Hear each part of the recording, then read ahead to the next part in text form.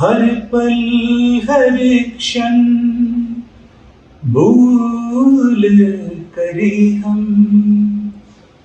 पग पग ठोकर खाए, एक पग आगे दो पग पीछे साए, तुम तक कैसे आए.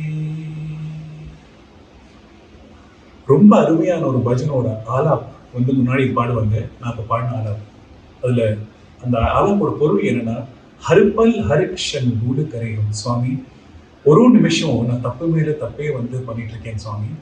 ஏக்கு பகு ஆகே தோ பகு பீச்சே, நான் உன் பக்கத்தில் வந்து ஒரு ஸ்டெப்பு நான் வந்து முன்னாடி, ஒரு படி நான் வந்து முன்னாடி எடுத்து வச்சேன்னா நான் வந்து 2 படி பின்னாடி போயிட்டு இருக்கேன் சுவாமி.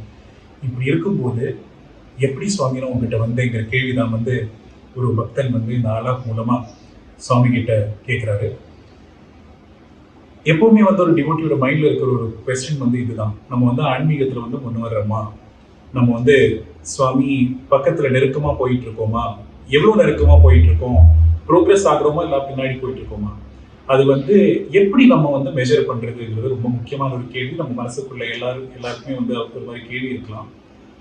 அந்த கேள்விக்கு விடை வந்து சுவாமி அனுகிரகத்துல நமக்கு இன்னைக்கு இந்த சத்சங்கில் வந்து கிடைக்கட்டும் நான் பிரார்த்தனை படிக்கிறேன். ஏன்னா இன்னைக்கு நம்ம கேட்க போற டாபிக் வந்து யார்ட் ஸ்டிக் ஆஃப் சாதனா. நம்ம சாதனை நம்ம முன்னேறுவோமா இல்லையான்னு நம்ம எப்படி தெரிஞ்சுக்கலாம், ரொம்ப ப்ராக்டிக்கலான முக்கியமான டாபிக்கை பற்றி நம்ம கிட்ட பேச போறது சுவாமி அமைச்சு வச்சிருக்கிறது ப்ரொஃபசர் சுதீர் பாஸ்கர். ப்ரொஃபசர் சுதீர் பாஸ்கர்னா he has been in the academic world. ஒரு ஒரு ஒரு நம்ம வந்து முன்னேறோமா இல்லையான்னு நமக்கு வந்து சொல்லி கொடுக்கறதுக்கு ஒரு ப்ரொஃபஸரே சுவாமி அமைச்சிருக்காரு. ப்ரொஃபஸர்னா சாதாரணமான ப்ரொஃபஸர்ல, சுவாமி இன்ஸ்டிடியூஷன்ல சர்வ் பண்ணிருக்காரு. அவர் வந்து he has been professor in Sri Sathya Sai Institute of Higher Learning in the School of Business Management. I have had the opportunity to be part of sir's classes. He has served as director of நம்ம Prashanth campus of Sri Sathya Sai Institute of Higher Learning. அதுக்கப்புறமா director of radio சாயா வந்து sir வந்து serve பண்ணிருக்காரு. இப்போ வந்து sir is director of Sri Sathya Sai center for human values Prasanth ஏரியாவில் வந்து. By education qualifications, sir has been an IIT Madras graduate, postgraduate MTech, அங்கே தான் முடிச்சாரு. Indian Institute of Management, Banquet, அங்கேருந்து வந்து ஃபெலோஷிப் இன் மேனேஜ்மெண்ட் கூட சார் வந்து பண்ணிருக்காரு. Let us listen to SudhirBhaskar sir talk about this very important topic, yardstick of sadhana. Jai Sai. Om Sri Sai Ram. Offering ourselves at thy divine lotus feet, Bhagawan. With a prayer, please hold our hands and guide us on the path you have chosen for us. The destination of the path being thy divine lotus feet. Sai Ram. Respected elders, ladies and gentlemen, and my dear youngsters, welcome to this particular program. When we conducted 1 week long Saptaham, the Center for Human Values, we found that the 2 aspects which Gita Acharya had mentioned, which are very pertinent for us, being Karishya Vacham Tava and his response, Yogaksham Vahamyam. The details of both have been elaborated in all the 700 slokas, including few of the doubts. We, in the form of Arjuna, was able to seek. During that particular program, many devotees were asking whether to-do list or sequence, which is our first step, second step, third step, and we be convinced that Bhagawan is the one who is taking care of us all along.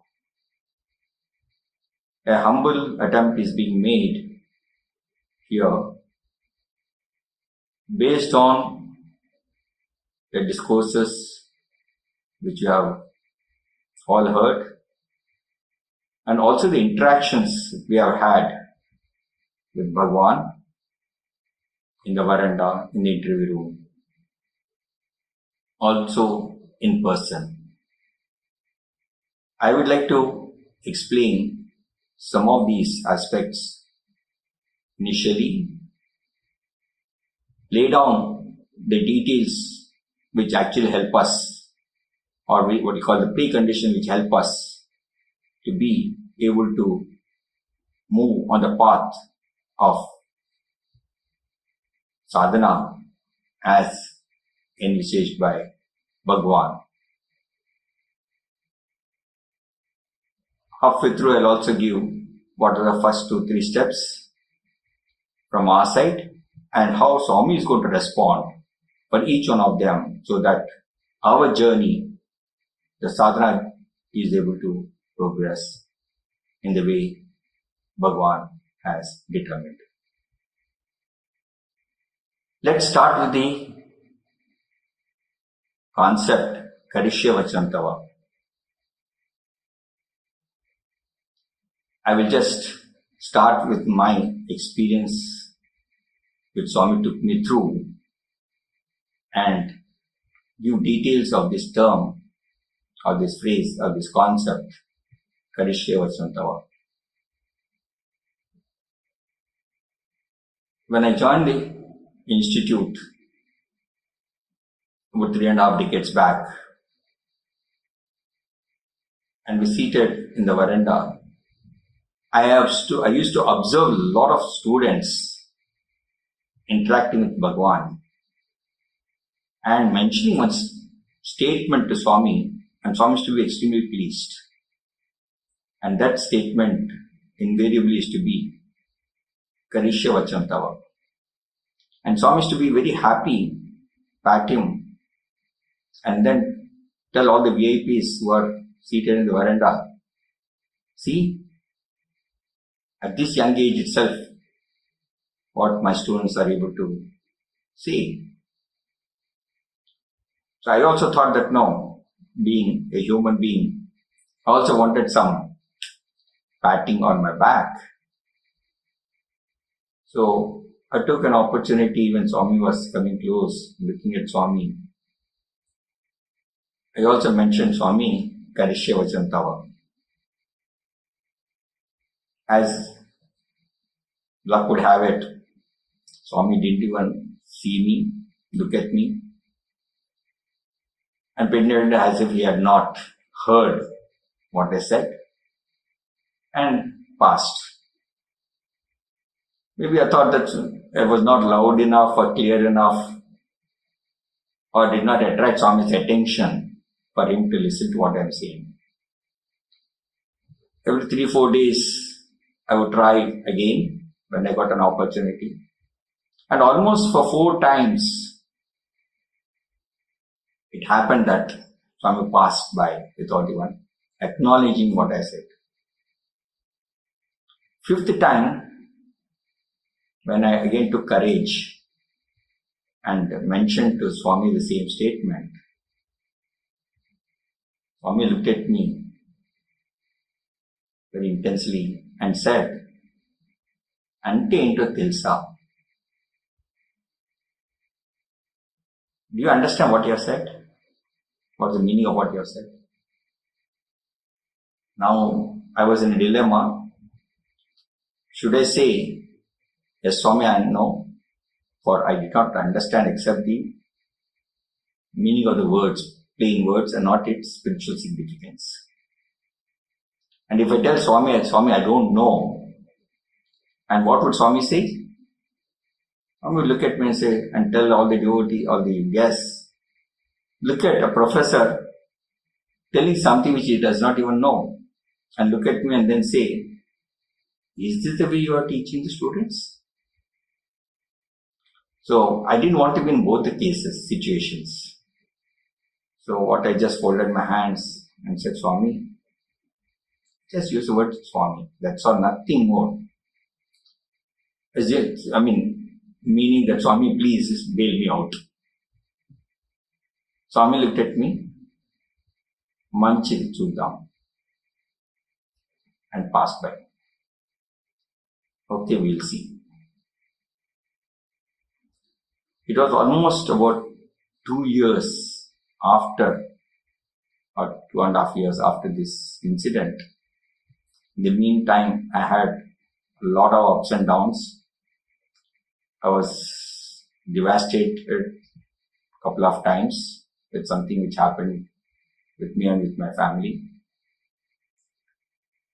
Because at that time, 1993, as many of you have seen in the videos, Swami gave an opportunity to walk behind him. It's a great opportunity. I don't know whether I was really qualified for such grace from Bhagawan, but nevertheless, it happened. After about a year or so, or a year and a half, one day Swami called me in the afternoon, around 3 o'clock, to Purnchandra Auditorium.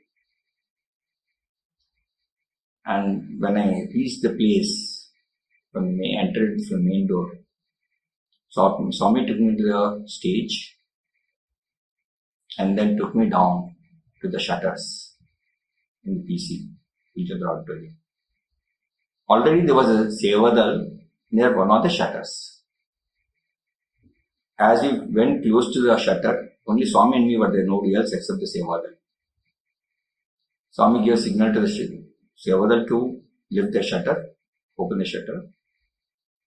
And as he lifted, Swami asked me to come close by. At the entrance of that particular door, Swami showed one flat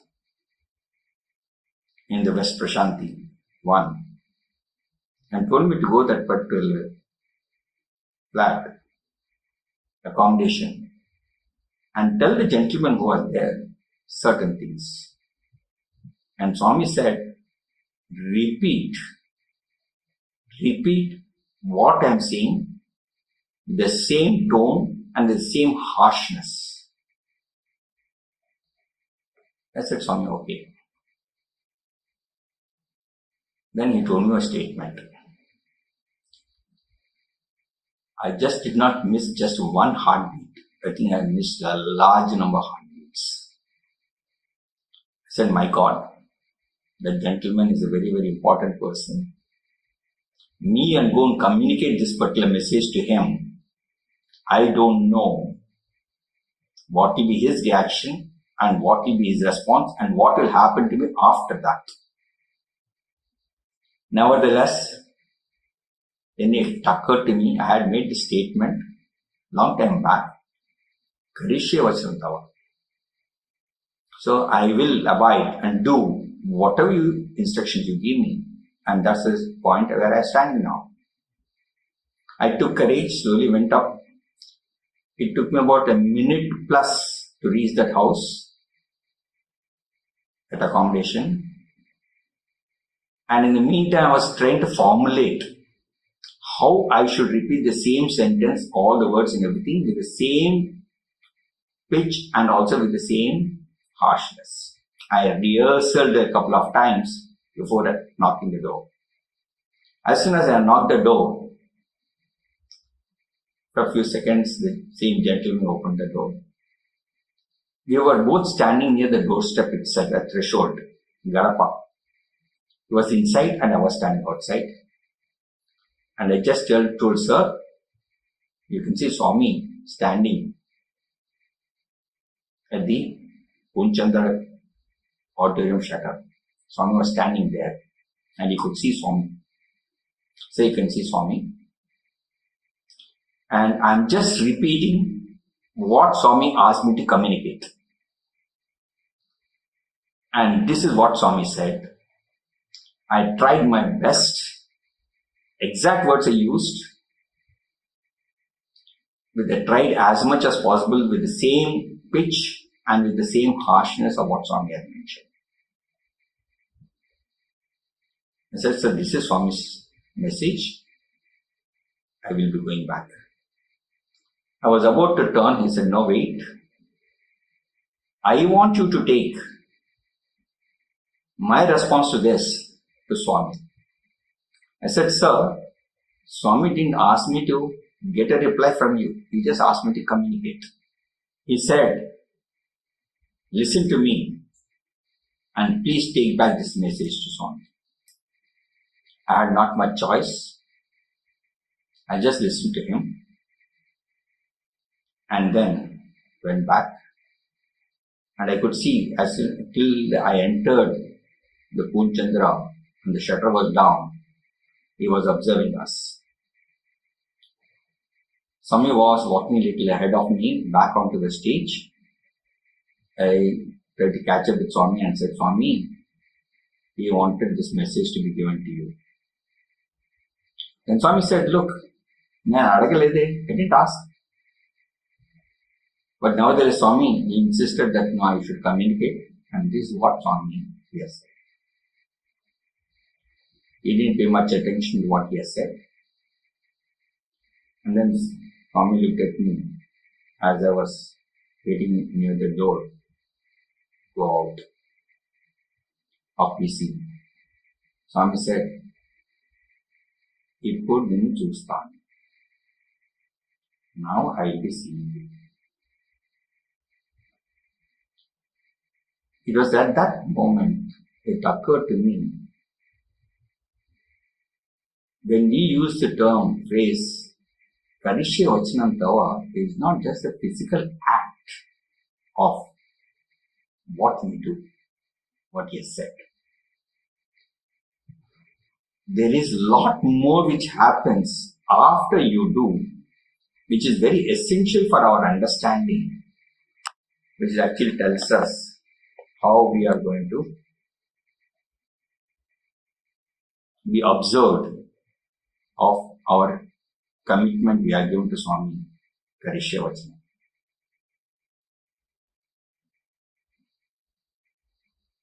For almost 20 months from that day, I went through what people would say, or what is normally considered as walking through fire. I was doing duty. Everything appeared to be normal. Swami was still giving me instructions, asking me to do this, that, involving me in various projects and other things.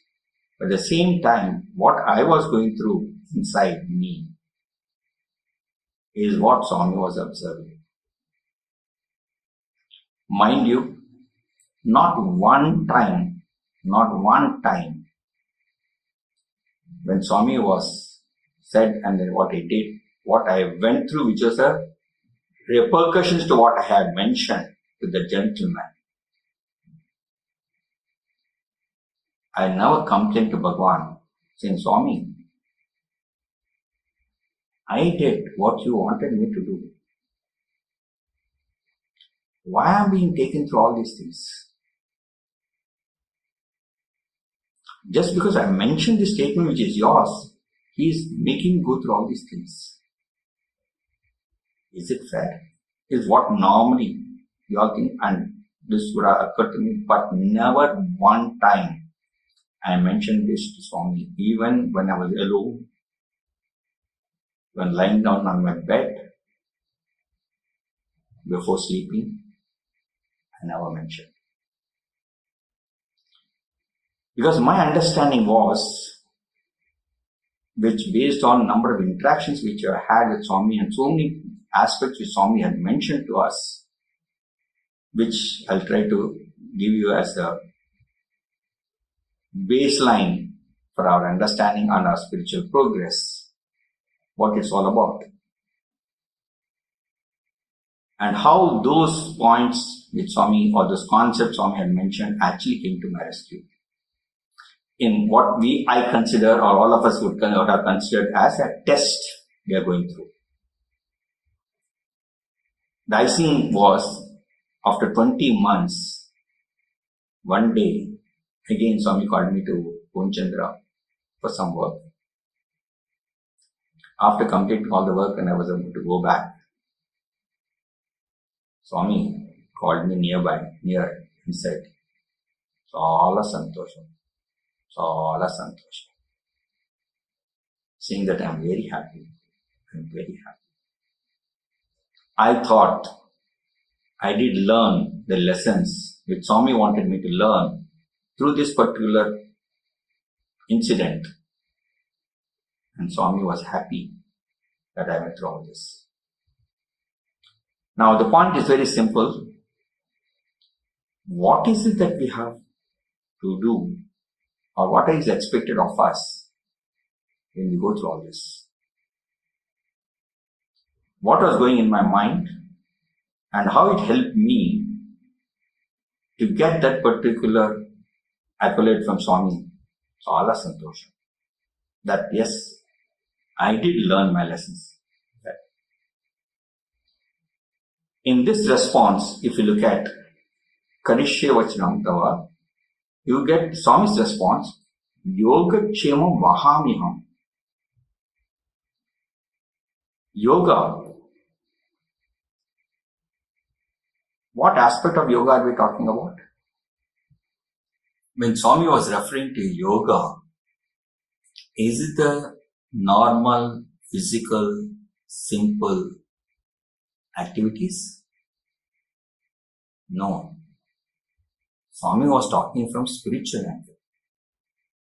And what was Swami's intending? Yoga, one way of understanding is Samatvam Yoga Muchyate. When you have equal-mindedness, Samatvam, for all aspects of that yoga, it becomes Uchyate. It becomes much more lofty and nobler. That means when we have that equanimity, we are transported to that particular level which is closer to our destination, the spiritual plane. And later I will mention how that particular thing is an understanding which is actually help us on our Jnana Marga. I'll come to that a little later. Now, we are able to understand Karishye Vachanam Tava and Swami's response, Yoga Kshemam Vahamiham. Now, get to know a little more about Yoga Kshemam. I think few aspects of our commitment we have to understand, so that consciously when you do those, like I said about Karishye Vachanam, it is conscious. Consciously we made that particular statement. At that time what has actually happened is what we are really looking at. What's the commitment we have done and how we are going to honor that commitment, stick to that commitment, deliver that particular commitment, and then how Swami will respond. Yoga Kshemam.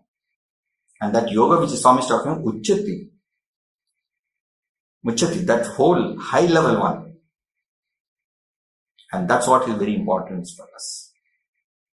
I think to understand those steps, some basic things will have to be understood of this particular avatar, which is very, very unique by itself.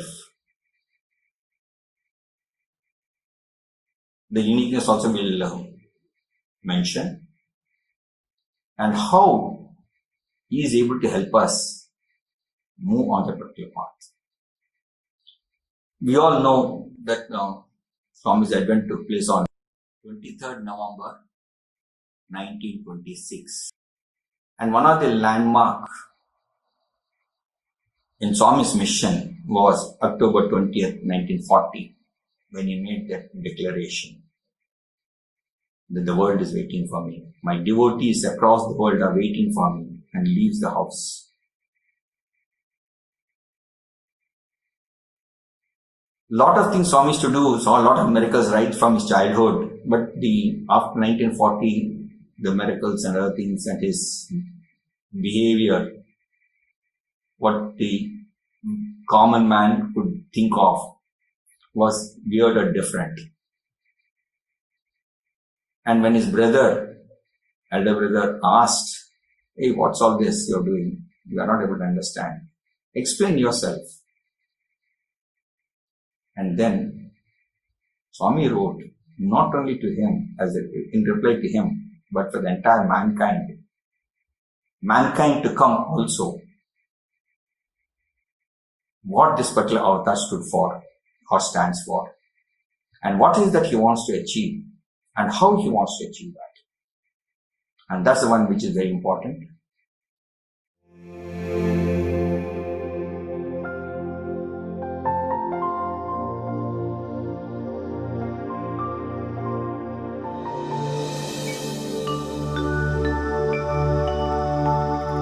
అఖిల మానవులకు ఆనందమునగూర్చి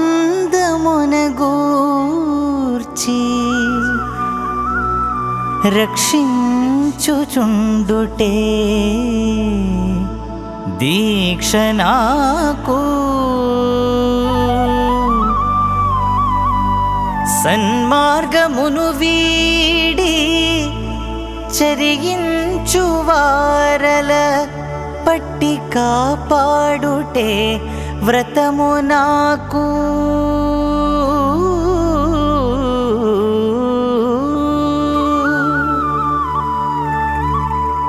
బీద సాదలకైన పెనుబాధ తొలగించి లేమిని బాపుటే ప్రేమ నాకు.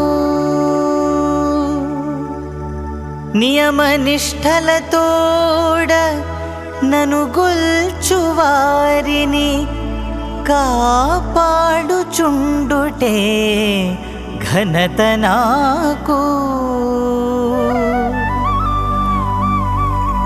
మంచి చెడ్డలు కూడా మనసులో సమముగా భావించుచుండుటే భక్తి నాకు.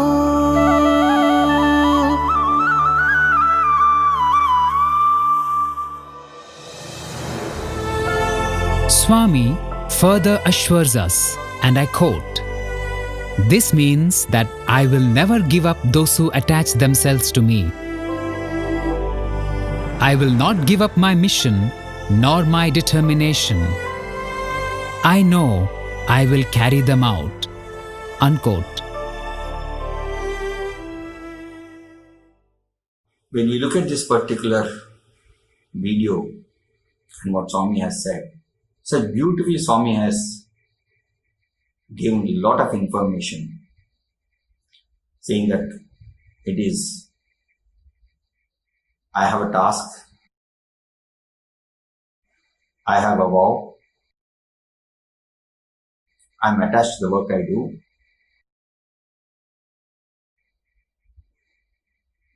and I have my own definition of devotion. And this is very important for us. Those devoted to me have to treat joy and grief, gain and loss with equal fortitude. Those devoted to me have to treat joy and grief, gain and loss with equal fortitude. Sukha dukkham is what Swami talks about.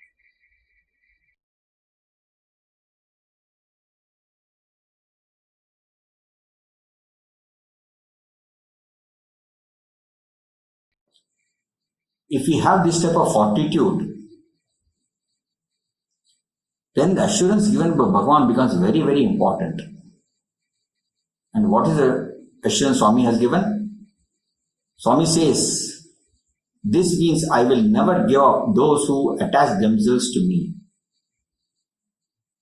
This is the first of the steps in the to-do list which will be coming up, wherein if we attach with the definition Swami has given for devotion, Swami had said whom he considers as a devotee.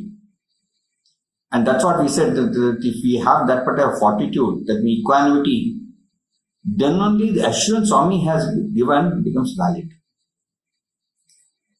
And once we have this particular assurance,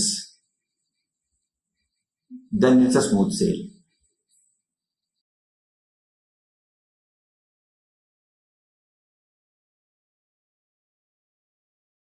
సకల విద్యలు నేర్చి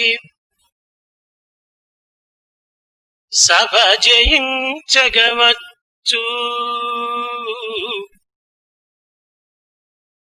సకల విద్యలు నేర్చి సభ జయించగవచ్చు. పూర్ణుడై రణమందు పోరవచ్చు. రాజరాజై పుట్టి రాజ్యమేలగవచ్చు.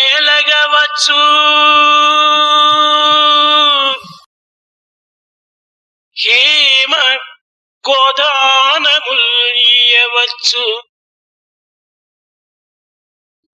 గగనమందున్న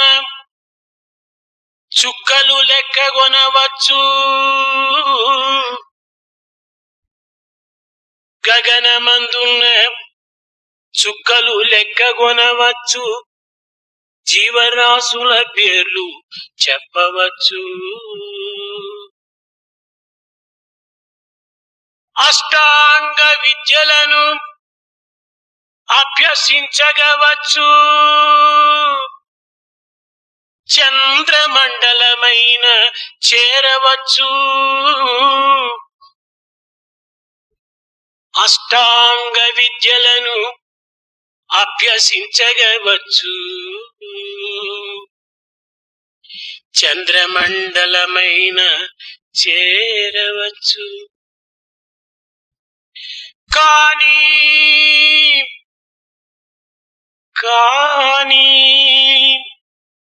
దేహేంద్రియములరి కట్టి మనసు నిలిపి అంతర్ముఖము చేసి నిశ్చల నిస్వార్థ హృదయుడై నిలువగలడా. నిశ్చల నిస్వార్థ హృదయుడై నిలువగలడా. One of the very difficult things Swami is talking about is that our inward journey. Swami many times has said, it's very easy for us to go to Mars, but half-inch inside is very difficult. And all our effort which we are going to put as part of our sadhana is all which allows us to go for the inward journey. And that's what Yogaksham Mahamyam Swami talks about. That means he gives us an opportunity for us to travel inward. And how does he do that is what our exercise is all about.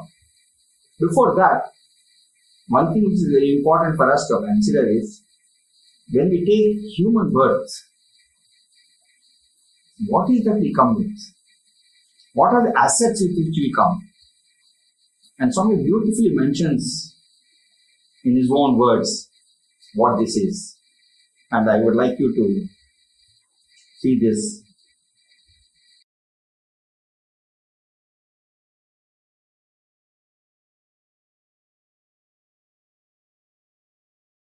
తల్లి గర్భము నుండి జన్మించినప్పుడు కంఠమాలలవేవి కానరావు. When a person is born from the womb of the mother, one doesn't come with any garland. లేవు. There will not be any garland of pearls or diamonds. బంగారు దండ మెడకు లేదు. There will be gold chain. There will not be gold chain either. రత్నాల హారములు రంజిల్లగా లేదు. There are no diamonds also. Pachchala పేళ్లను పెతకలేదు. There are no emeralds. కలదొక్క Mala me కంఠమందు. There is one garland undoubtedly. పూర్వజన్మాల కర్మల పొందుపరచి on the basis of the actions performed in the previous janma, చెడుగైన తుంచకుండా, without removing whether it is good or bad, all the things. బ్రహ్మ మీకిచ్చి పంపును బరువుమాల, కర్మలన్నీ చేర్చిన కంఠమాల, అదే మనమాల. Brahma will give you the garland of all the fruits of your actions, be it good or bad. It is a burdensome. మంచిని చేసి మంచి మాలను మనం ధరిస్తాం. Do good and get a good garland. చెడ్డమా పనులు చేసి చెడ్డమాలను ధరించనక్కర్లేదు. Do not do bad things and do not wear bad garlands. So what Swami is actually mentioning is, when you are born, we don't come with any ornaments which are made out of gold or precious things, which are like in our assets. Nevertheless, Swami said, we do come with one baruvaina, heavy garland. And what is it garland Swami is talking about? I'll repeat in Telugu and then give the meaning that Swami has already slide in the slide.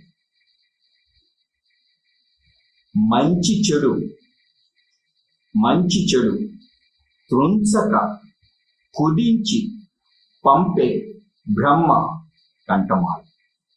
Basic పంపే కంఠమాల. Now point is very simple. Here we all know this particular three terms: Sanchita karma, Prarabdha karma and Agami karma. So in this birth we are only looking at the Prarabdha karma, and that's what we come with. And the Prarabdha karma is nothing but this particular garland Swami is talking about. This is a kantamala. Manchi chedu, good and not so good.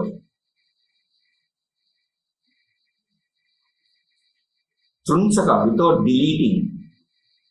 Kudinchi, putting them in a particular sequence. Brahma pampe baruvaina kantamala. With this particular garland we take the birth.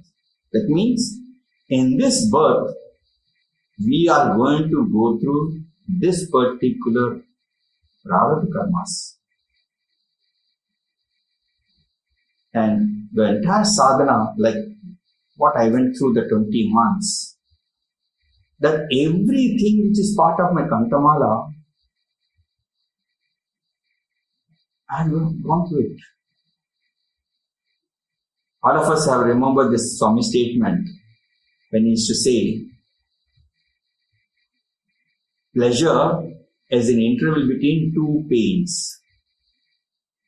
So, this many times all of us heard in discourse also Swami has said.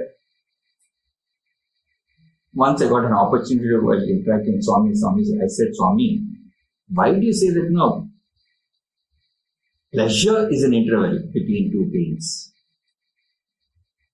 Why is it not enough? Pain is interval between two pains, pleasures. Swami said, no, actually it is, pleasure is an interval between two pains. That means the quantum of pains are much more than the pleasure is. That means, just imagine in all the previous births, what all we have done, that means that much of accumulated muck is there in us, which we have to overcome in this particular birth. And that's it. But no, it gives us some relaxation in between with a little bit of pleasure. There's some good also we have done. That's a kudinchi pampe. That means putting them in a sequence. And this is what Lord, because He loves us so much, instead of continuously giving in our life only the pain, and maybe in the last or the beginning, few aspects which are good, is not what Swami has done. He intersperses them so that we get that little encouragement to continue to follow. And this is the case. What is that now we are going to do? And the most important thing is, in this avatar, compared to all other previous avatars, is that Swami had given an institution for us. No previous avatar in Hinduism or any other religion has an institution been formed when that avatar was on this earth. The first time it has happened, an organization has been established. And this is our SSSSCHV organization. And if you see in this, the one term which is very focused is Seva. basically telling us, and many times in discourse also Swami said, in this Kali Yuga, the most important way of going forward in our spiritual progress is through seva, through service activities. And that's why in our organization name also Swami has used the term, see, it's a seva organization. And that's the reason. That means we are undertaking seva activities. The question should be, there are so many activities Swami has mentioned, may not be possible for all of us to follow all of them.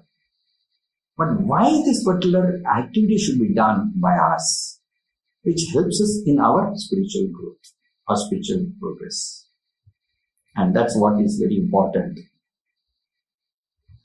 Because Swami has said in November 1968, 21st discourse, addressing the Satya organization, Swami is talking about the objective of activity should be cleansing the mind, chitta suddhi. What is the suddhi we are trying? What is it we want to remove? And we want to remove the harshadvargas, the 6 attributes which are traits, not attributes, traits which are to be replaced or removed from our system.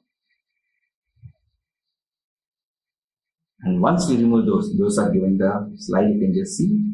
Those 6, ego, greed, hatred, malice, envy, lust. These are the things now which Swami has said, no, harshadvargas which should be removed.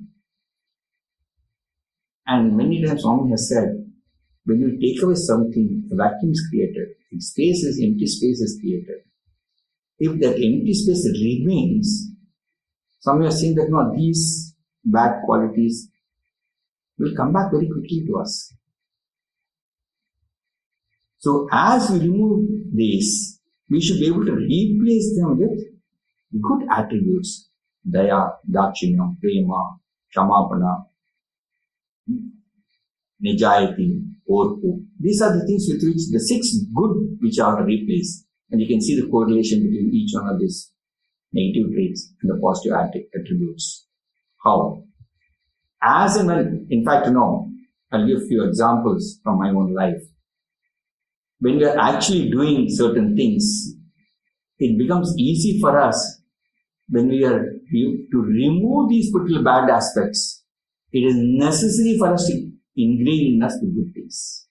So automatically, to fit in our good things in our space, it is necessary to remove certain things, and complementary things gets removed from our system. So these positive things get embedded inside us. And that is the purpose for which, and the same discourse, this discourse is fantastic. It's very essential for all of us to read this particular discourse, because this is the one which tells us every sentence is worth its gold, weight in gold. I would even suggest a request when you are doing study circle or studying literature, Sai literature, please go through this discourse meticulously, understand. A lot of things which are necessary in our life are already mentioned by Bhagawan here. And that's what if you follow, that's enough. And Swami says that in the same discourse, in the same stretch, whenever we do something good, whenever we do certain activity, if we are able to do it with such bhava, that is, this particular one is being done to Bhagawan, the recipient is Bhagawan, then automatically you find that it makes an improvement in you, it makes an impact in you. Your Swami has many times said, when service is done, who is the greatest beneficiary? When I do Narayan Seva, I do conduct medical camps, blood donation, or whatnot, anything, even project which you do, like in the rural development area. In all these cases, the recipient or the benefits of that activity is the one who is going to be the greatest beneficiary, or you who has undertaken that particular service. And Bhagavan says, it is you who get the greatest benefit. And how it comes is very simple. As I am doing, let's say for example, I am doing Narayan Seva, every devotee, every person who is seated, I consider him as Narayana while serving him. Assume that now it is Swami who is seated there. With what love, care and concern, with what perfection we try to serve Swami. If I am able to do the same thing to this particular person who is seated, maybe in tattered clothes, maybe he has not taken bath for a couple of days, doesn't make any difference to us. If we consider him as Swami and do that, just see what really happens to us. Every person in that line you do, say 20, 25 of them are you're doing it. You see 25 Swamis, isn't it? That means I am able to see Swami as Sarvantaryami. I am able to see Swami as Sarvantaryami. And that's the one which is most important for us. Seeing Swami as Sarvantaryami. If we are able to see Swami like that, over and over, with the love which we are showing to that person, that means the love which we share with Swami, it becomes mutual for us. That means equal amount comes back to us, if not more, because we are the greatest beneficiaries. If I love him, he loves me more. Who? Swami loves us more. So over a period of time, when we develop a mutual love, the Sarvantaryami whom we are talking about slowly starts manifesting himself in us as Antaryami. We just now mentioned that what Swami said is the inward journey is very difficult. Inward journey, what is that we want to really do when we do the inward journey? We want to see Swami who is seated in us. And by this particular process of undertaking certain activities, you automatically are able to imbibe in yourself that particular Bhagawan. Start realizing Bhagawan inside us. Sarvantaryami as Antaryami. And that is the greatest. That's why I just said, it's very difficult for us, Swami is saying. But the thing is, Swami instituted an organization, made us members of that particular. We are privileged to be members of that organization. And Swami has also given indications and directions on what type of activities, how those activities have to be undertaken and conducted, and how we should be able to get the benefit from it. All those things Swami has mentioned, if we follow that meticulously, Karishe Vachanam Tava, if you are able to meticulously follow the way Swami has said it, automatically the yoga kshema. What is that yoga? Uchate. Uchate. That means I should be able to raise myself. How am I raising myself? By having the darshan of Bhagawan inside. This is the most important. We are talking service. Swami in this another discourse, in 1967 discourse, Swami has mentioned, when you are doing seva, what should be our attitude with what feeling should be able to do this particular seva. And then only we are able to get the benefit which I just mentioned a minute back. That is going to be Yoga Kshem, which is going to give us so that we are able to have our Antaryami's darshan. What we call the caveat. Please look at this particular slide. Where Bhagavan says, only those who are afflicted with agony and the sight of pain and suffering, distress or disease, have the right to offer service. But they are not serving others, they are serving themselves. Serving to remove as fast and as intelligently as they can their own agony. Remove their own agony. That's why when you do service, you are the beneficiary because I am removing from myself that particular pain. This has got multiple implications and understandings. Just before going, I'll tell you from my own experience what it is all. How Swami made me learn some of these things with all the previous concepts of Nakantamala. You would have heard Swami mention about Abraham Lincoln. Once when he was traveling, suddenly on the way, he asked the driver to stop his car and got down from the car very quick, very fast, and started running towards the edge of the road where there was a marshy land. And he jumped into that marshy land and picked up a pigling, a baby pig, and brought it out. All the Secret Service and all those people who are around him, they said, sir, why you needed to jump? Because he was already suited, booted and all that he was having. And without removing anything, he jumped inside with all the muck coming onto him. You would have told any one of us and we would have done that. Why you had to do it? He said, no. I was feeling the struggle that particular young pig was going through. And I wanted my pain to be removed first. And the way I could remove my pain was to relieve the pain of that particular youngling. And that is the reason why I did it myself.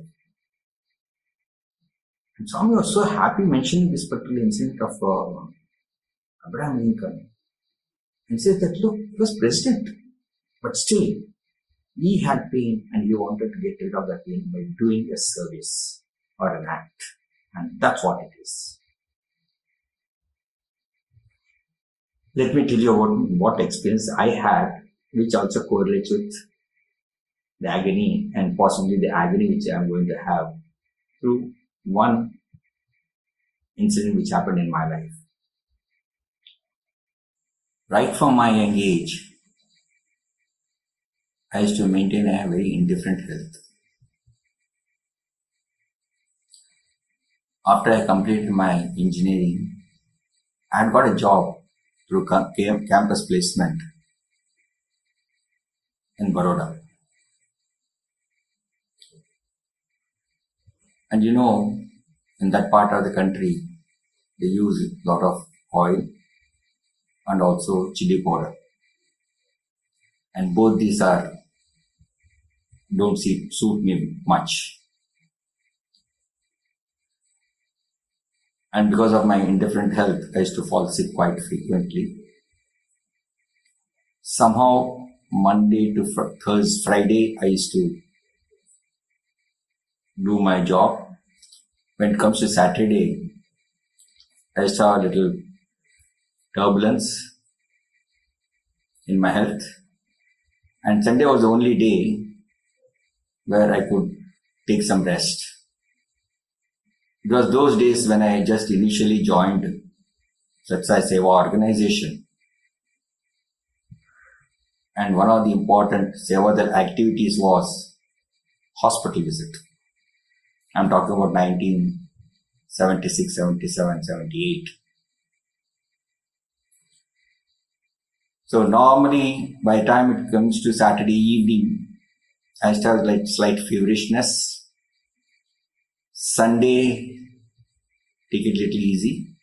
And we used to have a hospital visit in the afternoon, 4 to 5. And our bhajan session in the mandir would be from 7 to 8.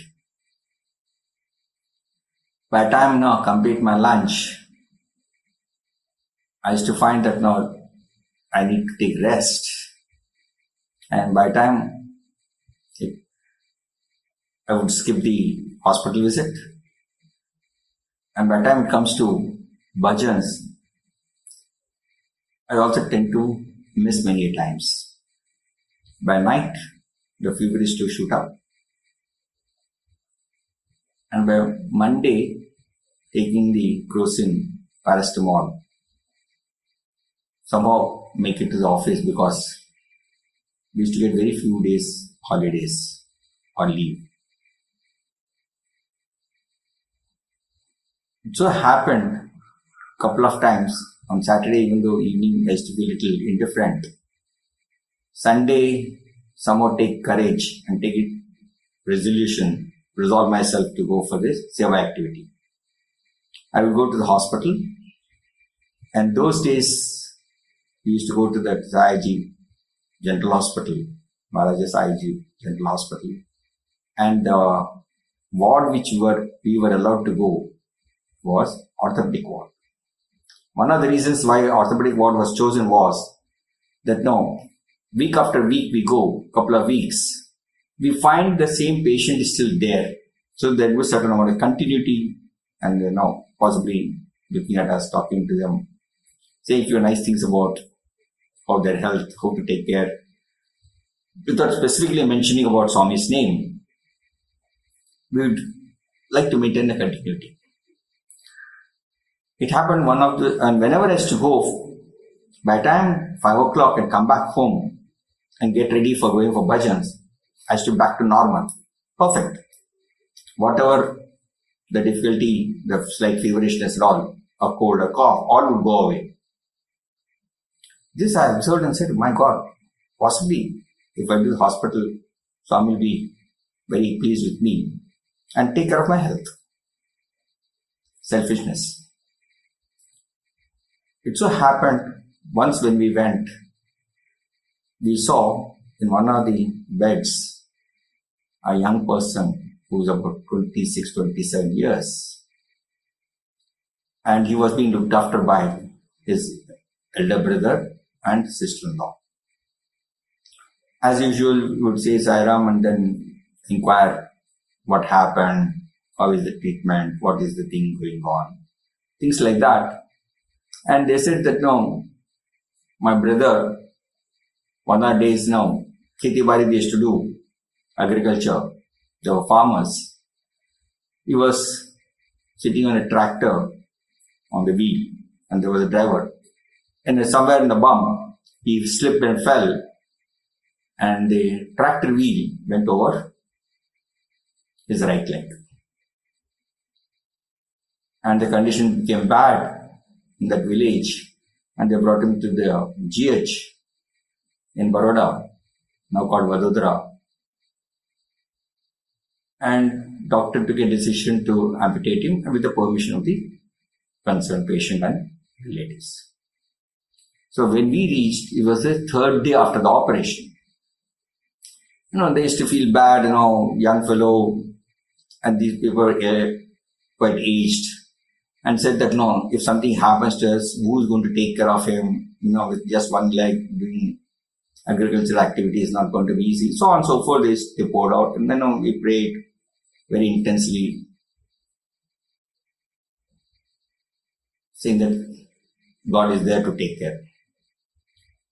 When this was going on, one of the things now which happened to me was, I am alone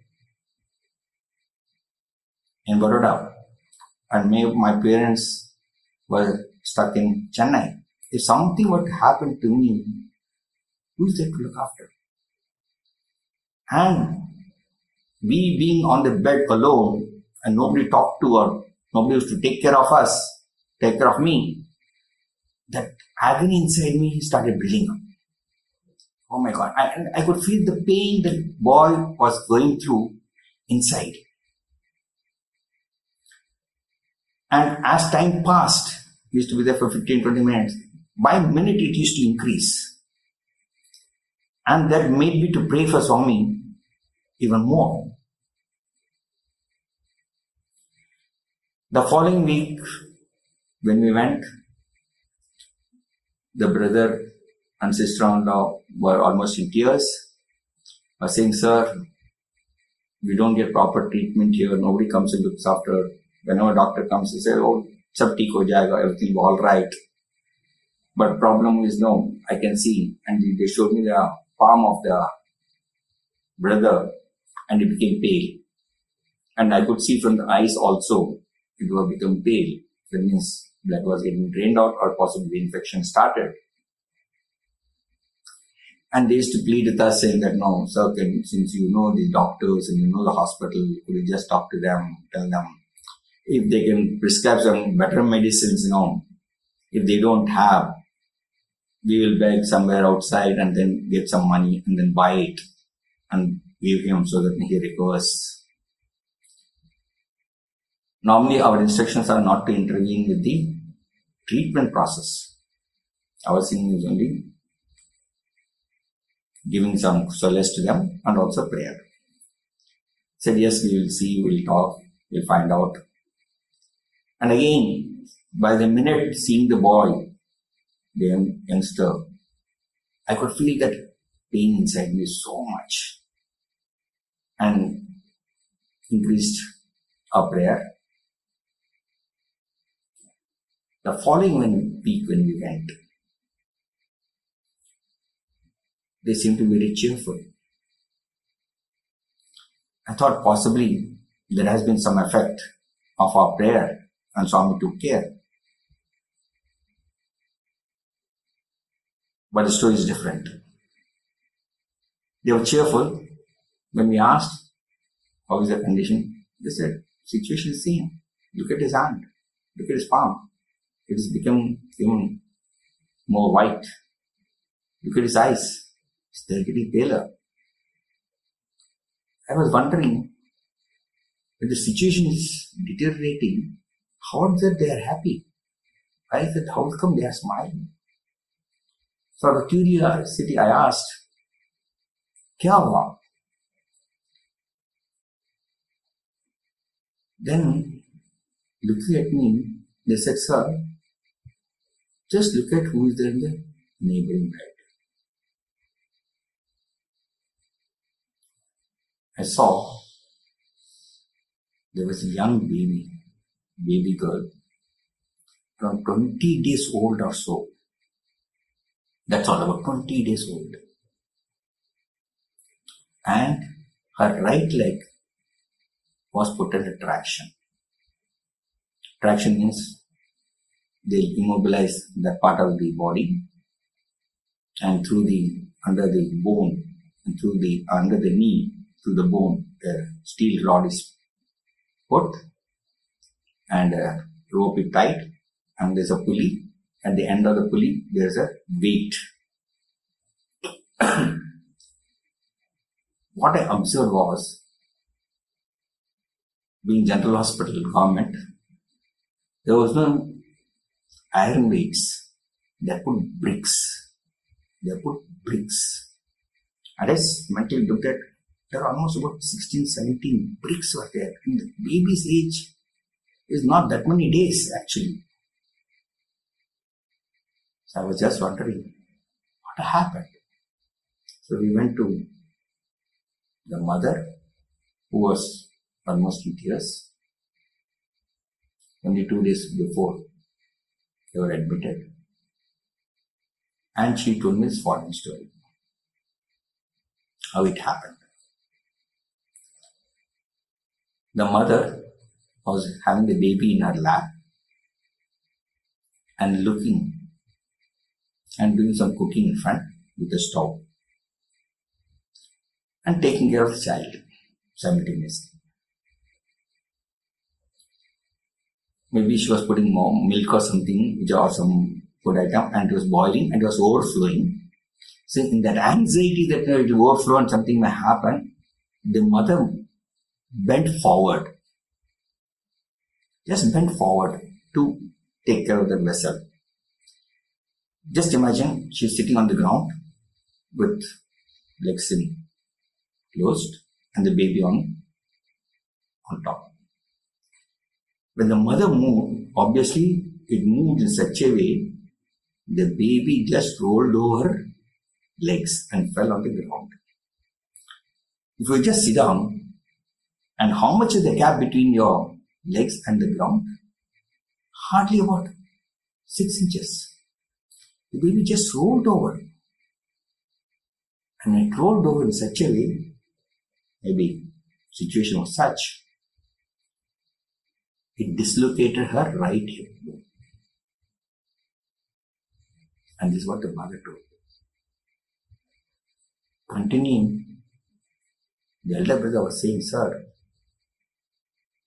I can understand my brother who is about 26 years or 27 years old. He must have done something wrong in his birth for which he is facing punishment. But just imagine the young baby who is not even 1 month old. What wrong could it have done? Even its thoughts for which he is going through all this pain.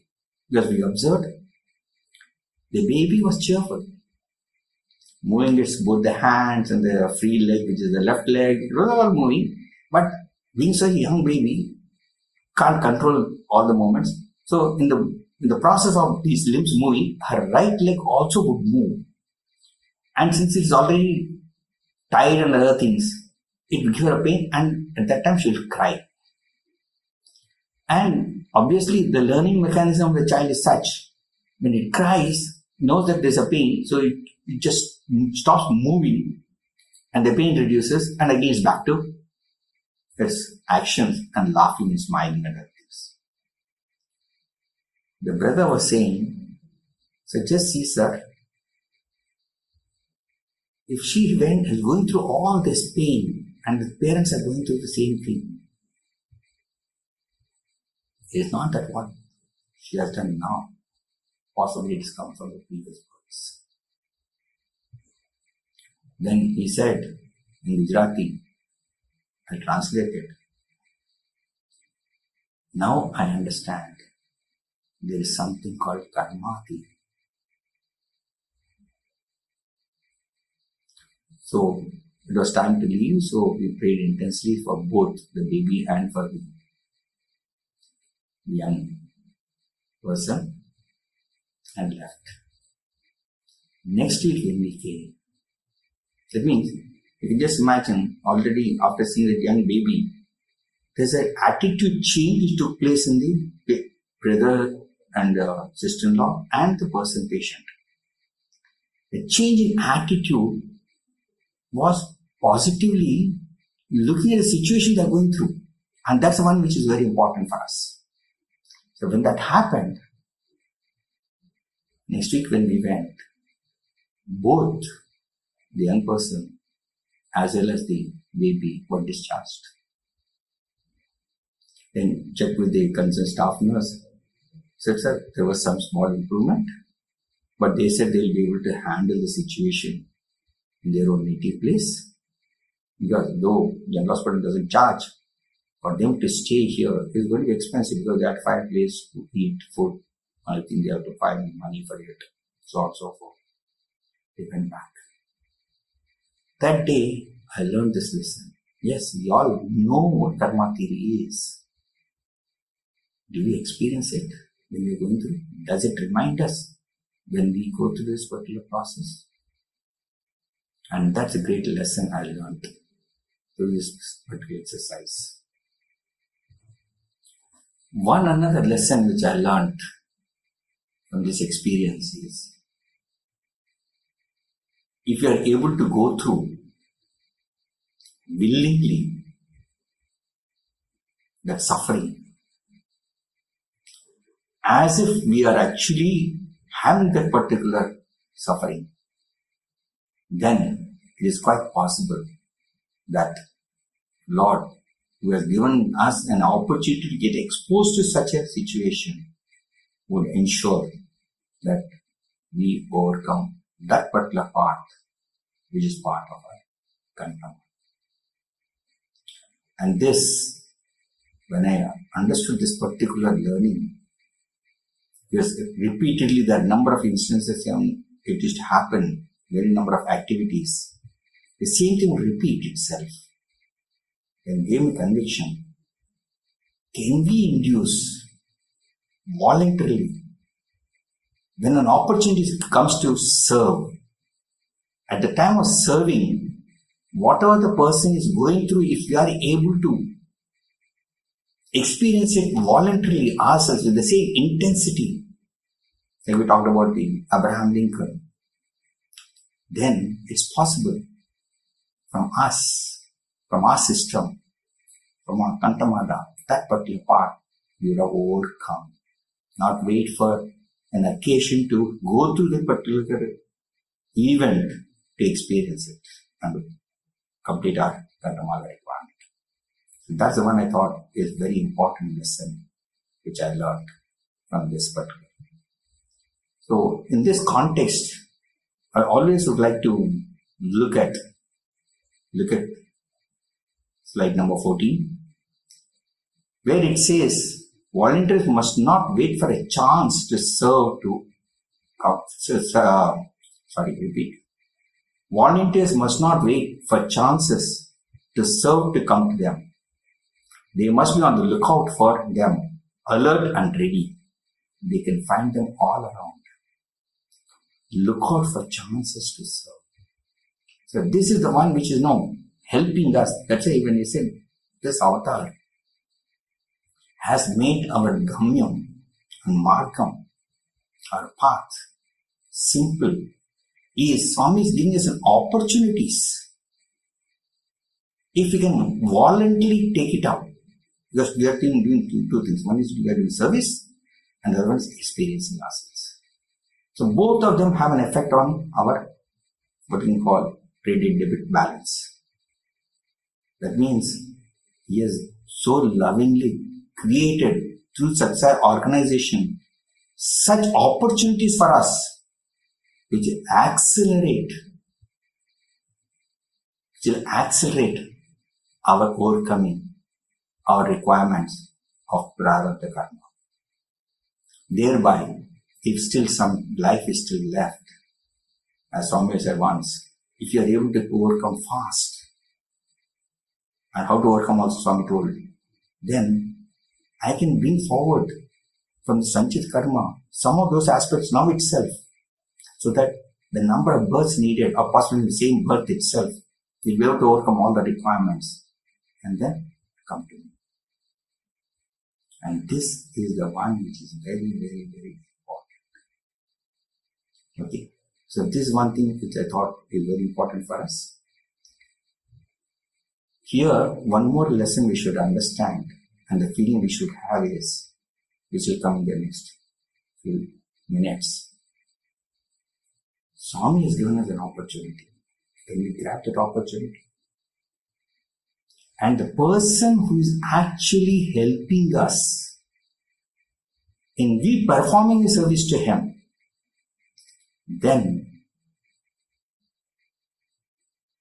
he is going, with the same love if we do, the person who is giving us an opportunity is also going to love us. Shower his love on us. He may be poor fellow. Whatever may be the condition. Heart of heart. What we call in Hindi, dua, blessings. His blessings will come out from his heart to us. And that is the one which is important for our future growth and our progress in our spiritual path. These are things which I thought is very important. Developing mutual love. Person who is serving and the person who gets served. Both of them develop mutual love. And as we saw from the back, when we are able to continue this particular one, the mutual love, we start seeing Bhagawan, because unconditionally the person is showering his love for us, on us. So we see Swami in him. If with that visualization we do the service, and all the people are going to get served over a period of time, in each one of them we start seeing Swami. We see Swami as Antaryami. As we continue doing that service activity, the same understanding, continuously, slowly, we start seeing and experiencing Bhagawan inside us. And that is what we call Antaryami. And once we have darshan of the Antaryami, I think our job is done. We are ready to go back to it. We always feel this particular concept of test. When Swami takes us through a difficult period, we always say, Swami, you're testing me. Please give me the strength to overcome this particular test successfully to your satisfaction. On an occasion, I think in 1989, when Swami gave me a task, which was very difficult in my opinion, because I just joined the university. I said, look, this will be, I'll have to tread on so many toes, and I don't know what will happen. If I have to do to satisfaction of Swami, then I have to tread on toes. Then I just prayed to Swami, Swami, please help me to successfully go through this test which you are giving me. Then Swami said, no, after you complete this test, normally people ask for relaxation. Don't do that. Ask immediately for one more test to be conducted. The reason is, in a lifetime which is given to us, the time period, if in that whatever test we have to go through or whatever situation we have to go through it quickly. Because every situation, there's a learning. Like I talked about, the Baroda experience. There was a learning for me. So learn your lesson quickly. Perform to the best. And then once you think that whatever you have gone through it, whatever level of performance it is, of your understanding, I'll tell you what that is also. Ask me, Bhagawan, give me the next one. The understanding is basically like I understood that look, I can induce those particular aspects of my suffering which are part of my contamination, because Swami is going to give an opportunity for me to go through that.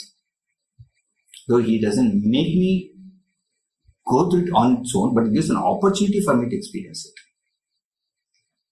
And this understanding is what is called as sadhana. There are inquiry. In this inquiry, Swami said, it is deep inquiry. That means you should really be able to go to that particular basic aspects of it, which actually helps us to understand it better. Like I said in the beginning, we are all looking for to do this 1, 2, 3, 4 steps. What are the steps?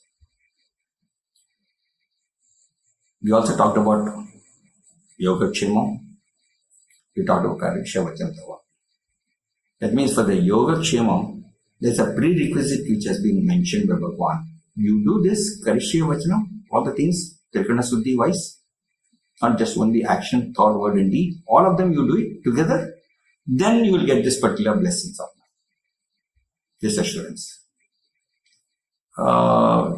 In normal terms, all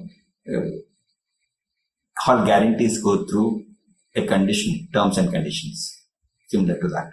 But don't take it in that sense. Swami is not a dealer, he is God.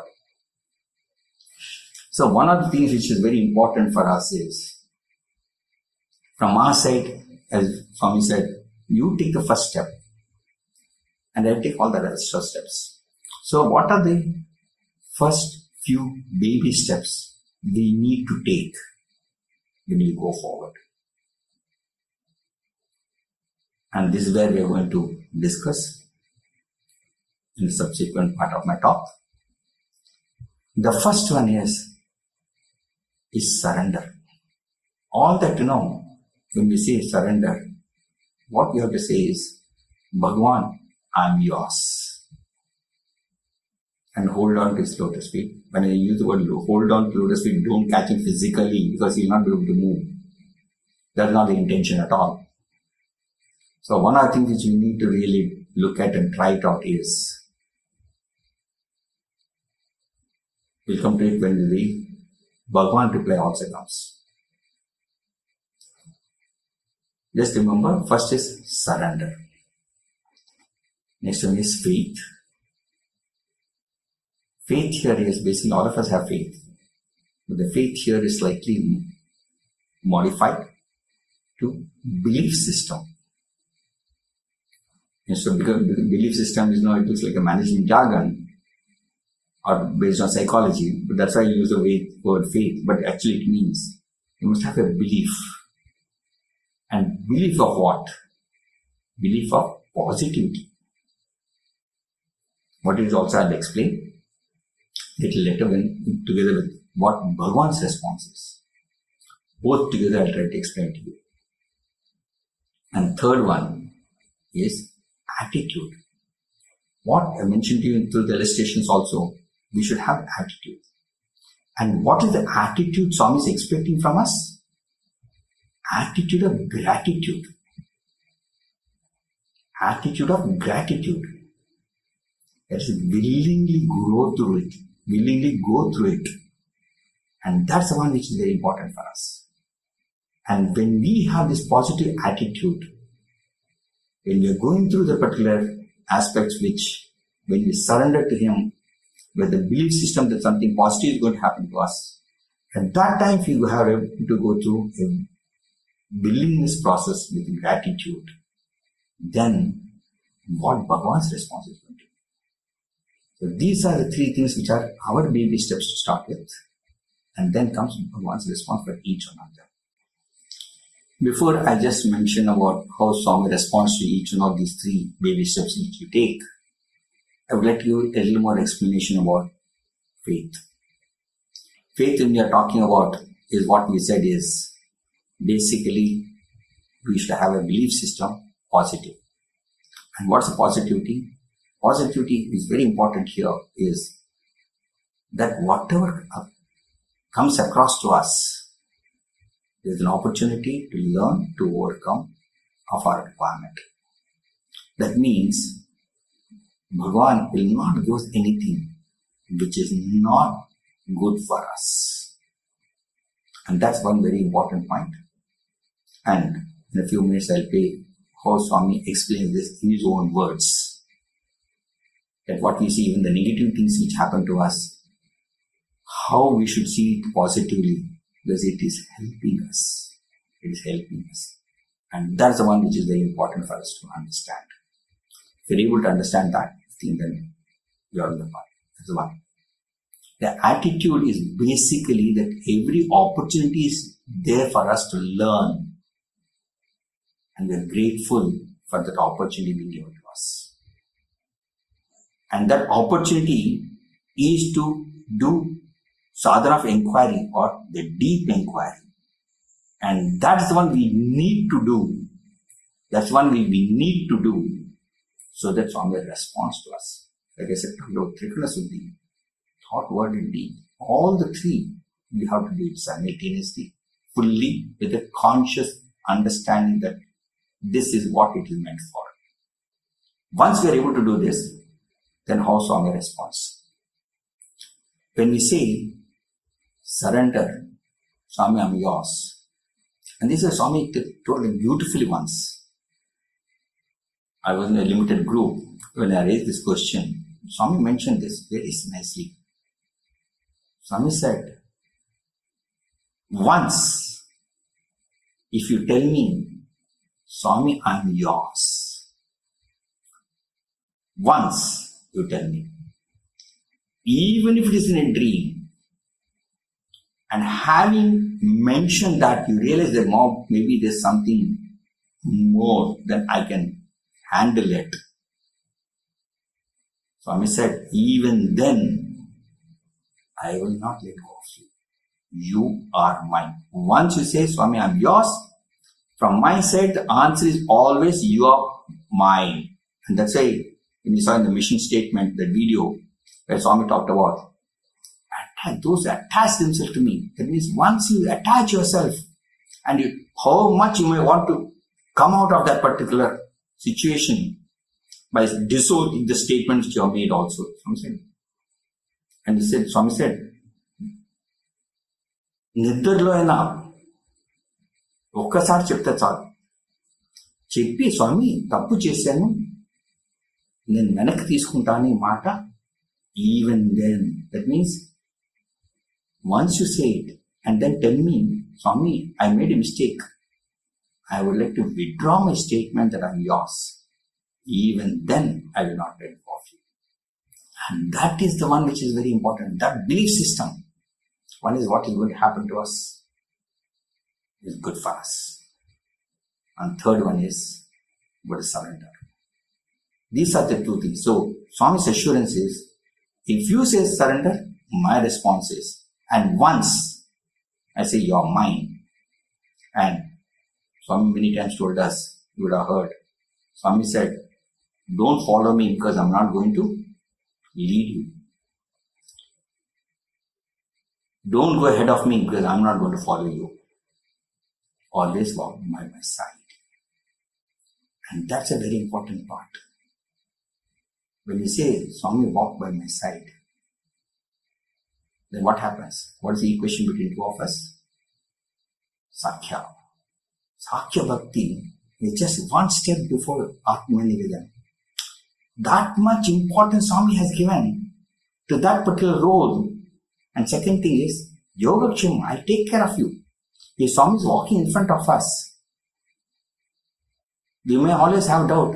If something is going to happen to me, how does he know? Or how does he come to my rescue? Or something is happening to me inside, and Swami is behind, is not going to follow me. So by side, if he is there, he can quickly gauge me about the situation I am going through, and if necessary, As we know in that story, which Swami talks about the pair of footsteps on the sands of time. There only one pair after some time. And Swami said, that is the time when I was actually physically carrying you. Only when Swami is by side, he can easily carry you. Suppose Swami is in front, how will he carry us? So that is a basic aspect we should understand. I mean, this God in this human form is such a fantastic person. I don't think in any previous avatar anybody has done for such large scale part of the humanity these assurances has been given and actually delivered it. At least in the previous avatars we do not have evidence, but here we are able to see it and experience it ourselves, and also see it from illustration of the people who are around us going through all these things. And that's the one which is very important for us. So one is, when you surrender, this is what Swami has said. Second one is the belief system. Swami has said always, Nammi chedinavadu ledu, Nammaku chedinavadu undachu. Nammi, that means those who believed have now gone astray. Chedinavadu, nobody got spoiled, affected. Nammaka, I don't have belief, then possibly maybe, but the thing is, Nammi, that means that you have belief that is going to be positive, that everything is going to be done to us. Correct? I will not. And here is one of the assurances Swami has given. When one day, for a week or so, Swami was not interacting with the students. And when Swami doesn't interact with the students during the darshan time, how they feel. And when they feel that, obviously we are also going to get affected and we also feel about it. So one day Swami, Mr. Anil Kumar was seated in front of me. He took courage and said, Swami, because right in front of him, there was a boy who was holding a cover in his hand. And Swami, he told Swami, please take that cover. He said, why? Why should I take the cover? Then Mr. Anil Kumar said, sir, Swami, because there was something very important. You can just see from his face, there's something very important he has written. Possibly he wants to communicate. Maybe he's having a crisis or some emergency is there for him. So he wants to bring it to your notice. Swami was walking the darshan line. He didn't answer him. Waited for a minute. Walked up the steps. Those who are seen us, we sit in the front, first line. Where Swami comes and stands out, sits in the throne which is provided for Swami. Swami looked at us and looking at all the students and said one statement. Please remember, my students will never have an emergency. Why? Because even before the emergency comes to them, either I'm there taking care of them or see that it doesn't affect them at all. Look at that particular assurance Swami has given us. And that is the one. That's why we should express our gratitude to Bhagawan only because of that. Belief system, positive. Everything is only is good to me, only is going to happen. And that's the one, because that gives us learning, and that learning is the one which is part of Jnana Marga, and unless we go to the Jnana Marga, we are not going to get that particular salvation. When we have the faith, the positivity, whatever happened or I'm going through is as per his plan is good for me. Swami's response is, I will not allow anything to happen which is not good for you. This is an assurance Swami is given if we have the positive attitude, a positive approach in our belief system that whatever he has done, he doing is part of my plan, his plan for me, which is part of my kantamana.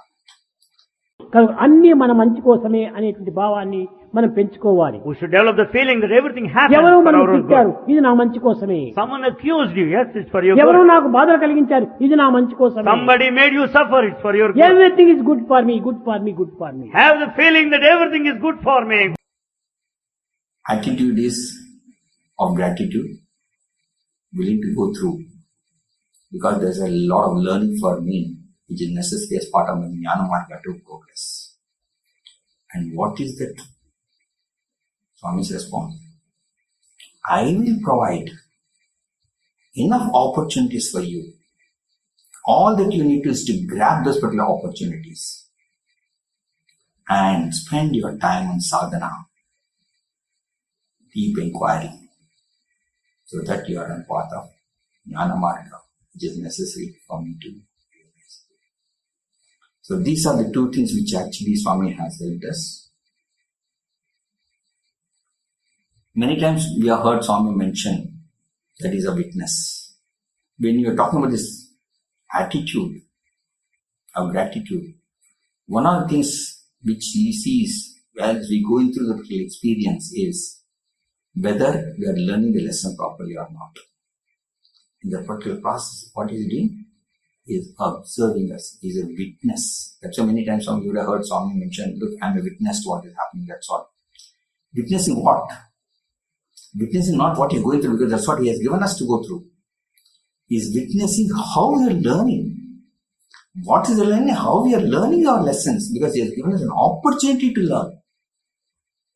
That event has been given to us only as an opportunity for us to learn.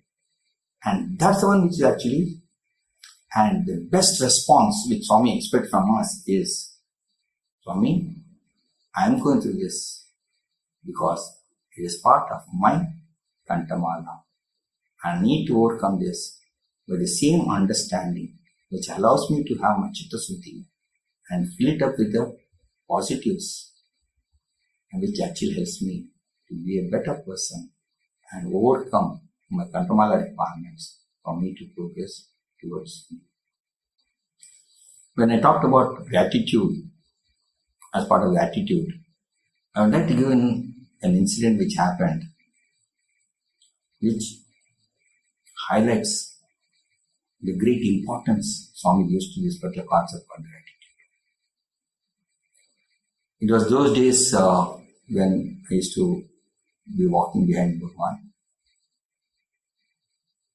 and it was also during the days when water project for Anantapur was being executed. Almost after 4-5 months of the work starting, almost about 400 villages were already provided the water, each another group of villages or village. The Swami's idea is we don't have to wait for inauguration to take place. As and when the project is getting over in a particular location, benefits should start flowing to those individuals who are in that particular location. So that was Swami's objective. So almost over 400 villages got water. So it was so nice of the village heads that they all got together, and when they decided, see, without me praying to Bhagawan, Swami had made such a fantastic project for us, and we were able to get drinking water almost at our doorstep. We don't have to, our ladies don't have to walk for miles together like Swami used to do when he was in Kamalapuram. They don't have to walk so many kilometers to get the water, but it's available. So it's high time that we all go and express our pranams and also our gratitude to Bhagawan for helping us in this project. So with that noble idea, on a particular day they all came, and before darshan time, before the devotees are allowed to come inside Cycle 1 hall, they approached me and said, sir, this is our intention. So could we be made to sit in a particular location? So I haven't taken permission from the concerned. I made them sit in front of what we know for the car shutters. That's a prime location. Afterwards, the students and teachers start. And that's a prime location because Swami, while giving darshan, when he comes to the end of the gents side, right in front of Swami is this, they sit down. So what people say is unmissable. Swami can't miss us from seeing him, seeing that we are seated. And Swami can always see, that's a skill. Our mind is such. I actually wanted to know how Swami interacts with such rural folks, and with such pure intention they have come. I just wanted to see how the interaction between the two is going to be. So as Swami was coming closer, he saw from a distance, but he didn't show that he has seen them. But as he was coming towards the end, suddenly saw Swami, those people, and increase the pace at which was walking. I also increased my pace a little so that now I was just maybe about 1 foot just behind Swami or 6 inches behind Swami. As Swami was going closer to the devotees from those villages, few of the people who were seated in the front, we gave instruction, please be seated, do not make any scene, Swami will spend time with you all. Because he doesn't like indiscipline. And they all obeyed, and few of them just got up onto the knees with folded hands. And Swami came closer. They said, Swami, we have come to express. Before they could complete the statement, Swami interrupted them at this point and said, I'll first tell you what Swami said in Telugu and then I'll explain it in English. కాదు కాదు మీరు కాదు నేను నీకు కృతజ్ఞత తెలుపుకోవాలి. Meaning, no. It is not you who has to express your gratitude to me. On the other hand, I want to express my gratitude to you. Now, this was like a shocker for me. Bhagawan, Sundar is going to be grateful. I mean, that was really a shocker. So I was just wondering what's the explanation for it. Then Swami gave the explanation. This part is very important. Telugu. ఎందుకంటే మీరు నాకు ఒక చిన్న అవకాశం ఇచ్చే సేవ చేసుకోవడానికి. Meaning, because you have given a small opportunity to serve you. Please understand, when I heard that statement from Bhagawan, I was really, you can say, like a thunderbolt. God is expressing an opportunity to serve. And that gave me so much of understanding, so much of learning. When God is looking for an opportunity to serve, what about us? What about us? We get how many chances, so many opportunities to serve, so many of them. We let go of them. That's why Swami said, be on the lookout for opportunities to serve. They didn't ask Swami for water, but Swami took it as his own initiative to do. He was looking for an opportunity to serve them. That's the one which is important. So that gave me that understanding why we should express our gratitude. Yes, given us an opportunity, let us grab that opportunity and serve. In this context, I would like to mention one more thing which is very, very important. I'm not trying to do any marketing, anything like that. Please understand. I'm just placing a fact for you in front. When Swami was telling about doing seva, one of the times when Swami said, you can do seva anywhere. Anywhere you can do seva. And whatever the benefits you need to get out of that particular undertaking of seva, the attitude with which you do, the learning which you have, automatically you're going to get the benefit of that particular seva which you perform. And Swami said, on the other hand, if you do the seva in Prashanti Nilayam, the result which you're going to get is more than 100 times what you have got in any other place. And then I was there when Swami was mentioning this. Then the explanation Swami gave. Explanation was, in Prashanti Nilayam, whatever seva you are doing, you are directly doing it to Bhagawan. You are directly doing it to the Bhagawan. In other places, you are doing it to the Bhagawan who is resident in each one of them, provided you are able to see that there is a resident inside who saw me. That's the difference. Here, we are conscious. We don't have to put in extra effort to know that we are serving Swami. And that gives us the greater ability to do things in a way it is necessary, the way which helps us in our spiritual progress closer to the destination. Before we proceed further, I would like to just mention one more point here, reiterate the point which I already made once, that it's our greatest fortune for us who are born And this time of this Kali, where God walked on earth. Not only that, we have been able to know that He is God in whatever limited capacity. We also have been able to see Him, talk to Him, listen to Him, and more importantly, be addressing us or talking to us in a way, Dunnapota. I mean, what a lovely way of expressing us the love which Swami has for each one of us. So it's not just only the members of such an organization who are going to get this benefit. Any other devotee, any other individual who have faith in Bhagawan and recognizes that no, he is somebody who is none other than the creator of this universe. Each and every one of us have benefited from such a knowledge and presence. And for that, I definitely feel that we all, or at least I always express my gratitude for Bhagawan. You made me to be on this place and also allowed me to come to you with the knowledge and awareness that you are none other than that Supreme Lord Himself. Let us all take a few seconds, close our eyes, and recollect our personal moments with Bhagawan. When we interacted with Him or He was interacting with us, in whichever location.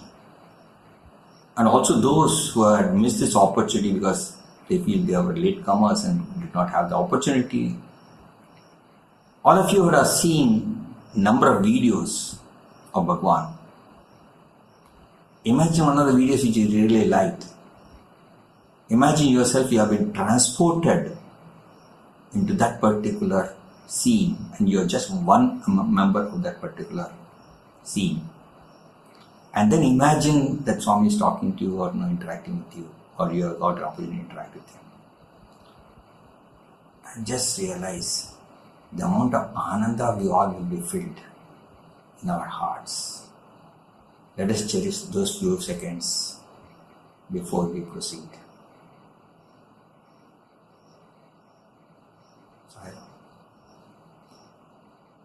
Continuing, one of the things which many of the scholars, pundits, and those who have read and practiced many of these sadhanas would tell us that if we want merger, we need to know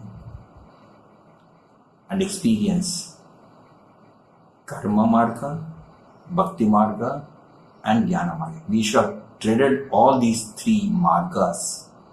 Then only we have the complete so-called knowledge or information or knowledge which allows us to go back to our source, that is Bhagawan Himself.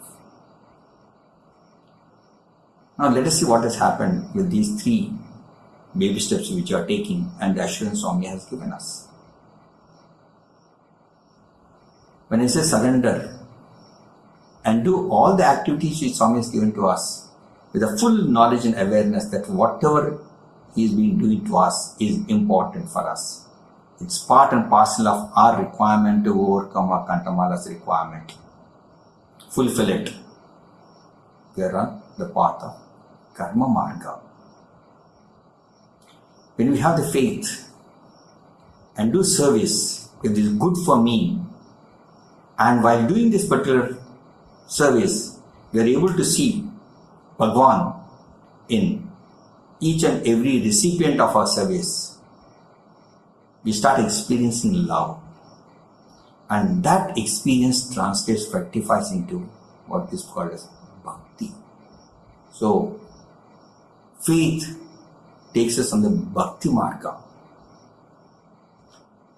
Third, most important one, is the gratitude. When we are expressing gratitude, how do we express gratitude?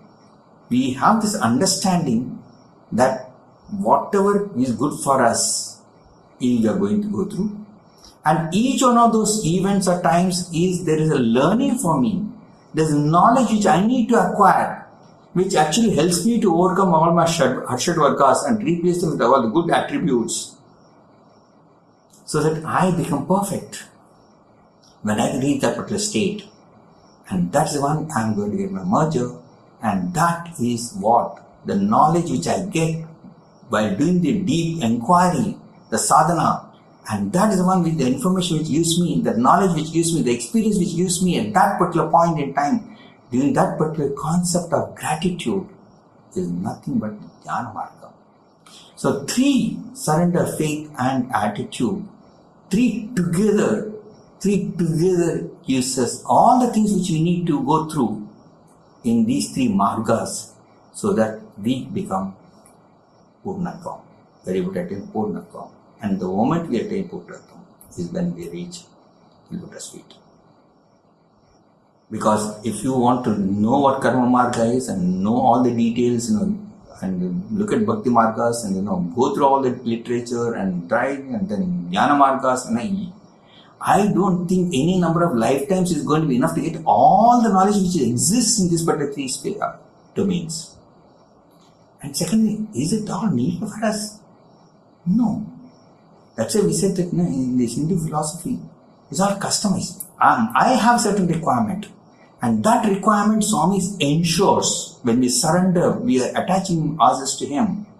He ensures that what all needed for us for the soul to go through and acquire all the things which is necessary together is the one which actually helps us to go for our eligibility to go back to Him.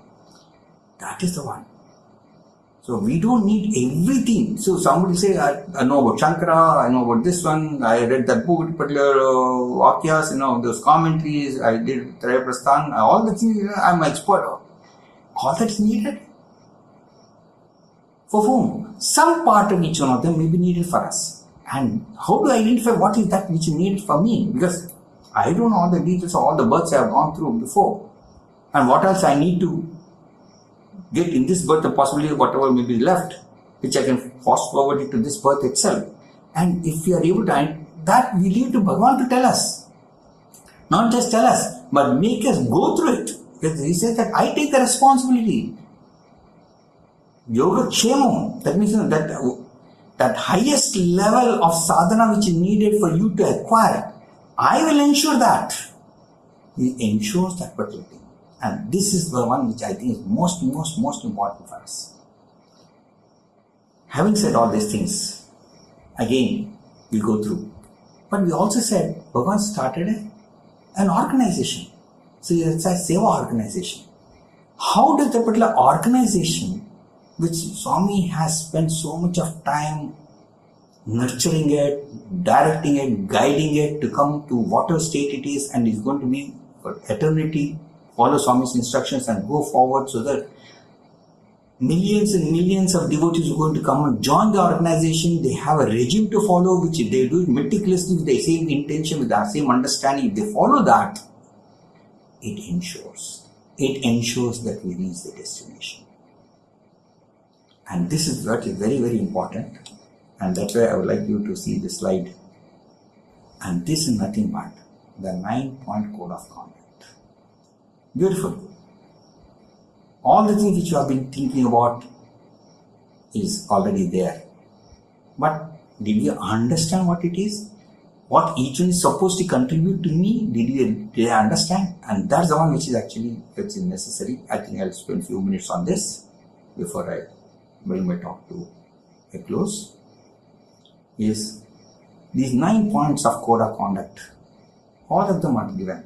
And each one of you, I'm sure, are following each one of them meticulously and getting all the benefit which each one of them accrues to you. You already have experience in it. But those who are faltering, I just would like to suggest and encourage them, follow this particular 9 code of conduct with the same intention, with the same understanding that each one is going to help you. It's not the Swami is going to get the benefit of it. It is you who are going to get the benefit out of it. And this is the one which is important. And now you say that no, mentioned that no, this 9-point code of conduct has all the requirements for us, and that means it takes care of our karma marga, our bhakti marga, and also our jnana marga. All these three things it's going to take care. And how does that do? If you see, we have Swami uses this illustration of a clock. If you see clock, what are the things which are there? There are 3 hands. And each one of them means something. For example, the one which moves very fast is the seconds hand. And seconds hand denotes karma marga. Then we have minutes hand, which is depicting bhakti marga. And third one is a small hand, which is nothing but the jnana marga. Just look at what happens. The seconds hand moves a number of times. As it completes the number of times, the minute hand moves 1 unit at a time. And as the minute hand completes 1 round, then the hour hand moves at 1 unit. That means I need to do lot of karma because our Kantamala also tells that no, so many things have to be done by us, and Swami is giving us the opportunity to complete all of them. With every one of those activities we do, we are increasing our love for the individuals and start experiencing Sarvantaryami and also as Antaryami, Bhakti Marga. As Bhakti fructifies, then our jnana blossoms. So basically undertake activities, develop love, and then it allows my lotus inside to bloom itself full, so that I'm able to get the integration of all the 3 knowledges and experiences together, which makes me eligible to reach the destination. Many of you would be wanting to know of these 9 points code of conduct, which are those aspects which belong to or helps an individual on karma marga, and those which are in bhakti marga, and those which are in jnana marga. There are 4 aspects. Now, before I give more the explanation to this, please understand, none of these 9 are watertight. Can be classified as karma, bhakti or jnana. They're all seamless. When I undertake an activity, certain amount of devotion develops. Certain amount of knowledge, the jnana also improves. As I take more activities, more bhakti comes, more jnana comes. See, it toggles around the 3. So it's continuously we are doing this. That means, but when we talk about it, what are the items? Predominantly in which of these 3 does it focus itself? Not the other 2 are not important. The other 2 are also necessary to make it complete, to get the full experience of each one of them, or full knowledge of each one of them. So it is very essential for us to understand where the main focus of that particular point of code of conduct is. In that context, if you see, for karma marga, there are 4 aspects which have been identified, which is listed there, which you can see a little later. And then you find there are 3 which is for bhakti marga, and there are 2 which are meant for jnana marga. You may say that now, why the unequal distribution with the karma? Why not 3 each? The thing is, as we see in the clock, the second hand has to move fast. More number of effort is needed. That means I need to do more karma. So Swami is given more opportunities in the 9 for us to do karma. And from karma come to bhakti. So you find little less number. That means the frequency that it moves around is little less. So 3 have been identified. And when it comes to jnana, which is the ultimate of integrating both karma and bhakti, and get that knowledge of Supreme residing in us and experiencing Him, which is necessary for us. At that time we find that no, there are less number. Main focus, please understand, the main focus of each one of this night is these three which are being made. So more effort, translated to bhakti, translated to jnana. This is the most important aspect. With this awareness, with this understanding, if we are able to conduct ourselves and go through our activities, and every time we go through this particular activity, understand what is the thing which is contributing to our cleansing of the mind, Chitta Suddhi, at the same time what is it helping me to replace with good and experience that particular good and the knowledge of that particular one, and that's the one which gives me the effect or realization of the knowledge of the Supreme Self residing in each one of us, which is essential for our final destination. Having heard all the aspects of what Karisha Vachantava means, and the assurance Swami gives Yogakshemam, and as I said, there's always, for all the assurances given, there's always a caveat. Conditions and apply. Terms and conditions. And we also saw that subsequently, what Bhagawan expects from us are three aspects. And what are those three aspects?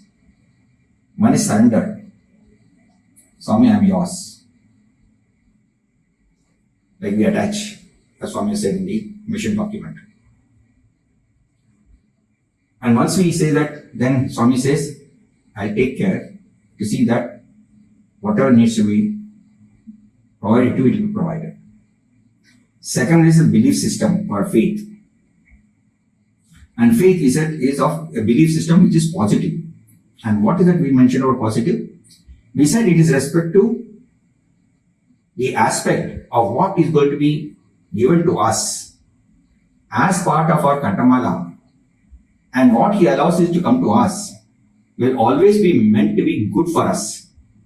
Even though that event or aspect is not very favorable to us when we go through it at that particular point in time, there's a larger purpose for which Swami allows us to go through it. And the reason being very simple. One, when he talks about Yogakshemam, he said we talk to the highest level. That means no, we should be able to be at that particular yoga level where we are looking for a merger. And if you are going to be at that particular level, I have to complete my whatever now, prarabdha karma and possibly some aspect or all aspects of sanchita karma. And thereby, Swami will allow only those aspects which are predetermined in this particular Kantamala so that we go through it. And once we are able to go through it, with the way it is needed to be gone through, which we already described and discussed. And that's one which is important. And in that particular one, when we are going through all of them, there is going to be a learning. And that learning is basically meant for our Chitta Suddhi. And replacing all the negative traits with positivities. So that we become a good, perfect person. Worthy of being merging with Bhagawan. That's the way the whole design is. And the third aspect which is important is the aspect of gratitude.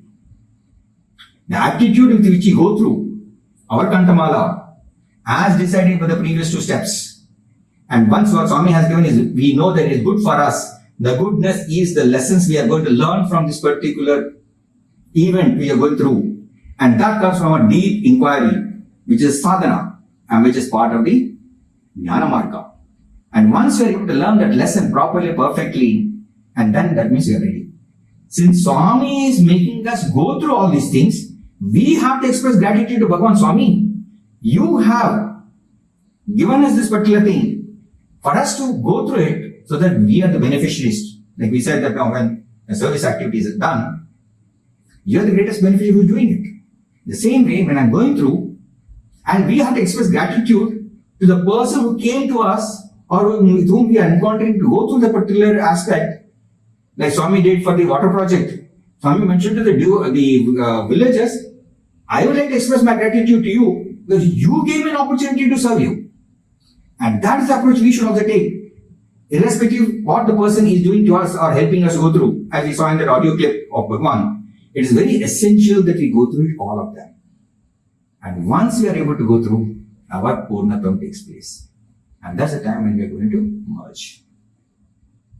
Now, many of you would have heard what I said about my own experience of Kashyavachandava. Swami directly made me go through it by giving me an instruction. So many people would ask, now, who's going to guide us? Who's going to give us that instruction set? And this is where we said, Swami had instituted organization called Sri Satsai Seva Organization. And for the devotees who are going to be part of it, as part of the sadhana, part of all the margas which one has to go through, because unless you go through all the three margas and learn the lessons from each one of those three margas for getting us this fulfillment of the jnana, fullness, it is very essential. And Swami gave us 9-point code of conduct. So the present instruction for all of us is, we should follow the 9-point code of conduct. As we are doing meticulous at every stage, each one of them, we do with a sense of gratitude, with attitude of gratitude, that Bhagawan, you gave us this particular opportunity. The person who has, and the one we are doing, is the one which is going to teach me. What is the teaching? I will put in my effort of sadhana, do deep inquiry, and then learn that lesson. And many times, I mentioned that now it's very essential that we consider Swami as our Sakha. There is an 8th stage of the 9 stages, 9 steps. What is the 7th step? 7th step is servitude, seva. So you can just see, Swami have very nicely taken us directly from wherever we are to the 7th step and 8th step, so the 9th step becomes easy for us to reach, because that's where he's going to be there to take us. And all this time we just said Swami is not going to be ahead of us, nor is he going to follow us. He had considered he's by our side. That is why we are talking Sakha. He is my friend. And these are the things if we are able to follow meticulously and do the things which have been asked by us to undertake and complete, I think Swami has helped us on our path. That's why I said, Gamyam, Margam, Sulabham Chese. Gamyam, destination. Margam, the path. Both of them, Swami has simplified it for us. Compared to, as Swami said many times, in Kali Yuga, the greatest and easiest way to reach God is this. Where in the previous one you have to do so many austerities, go to forest and do hundreds of thousands of years of, sadhana and other things now. All they said now, nothing is necessary. As part of your regular family life or what Nitya Jivana, itself you can participate and do all these activities, which is enough. So I thought I'll mention this. This is someone born of entire top of mind in a nutshell. I take this opportunity to express my total gratitude to Bhagawan for giving me an opportunity to be part of his mission.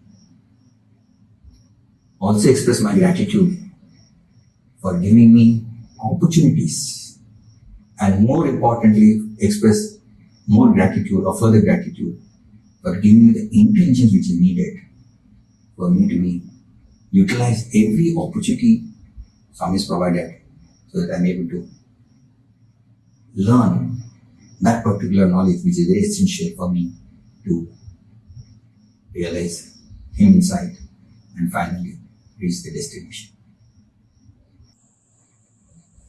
I would like to thank Vijay Krishnan and Mr. Suresh and his team of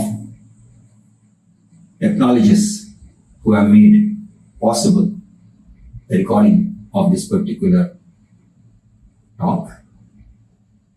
And painstakingly, they have done a lot of editing which is necessary so that there's continuity and also clarity in what is being communicated.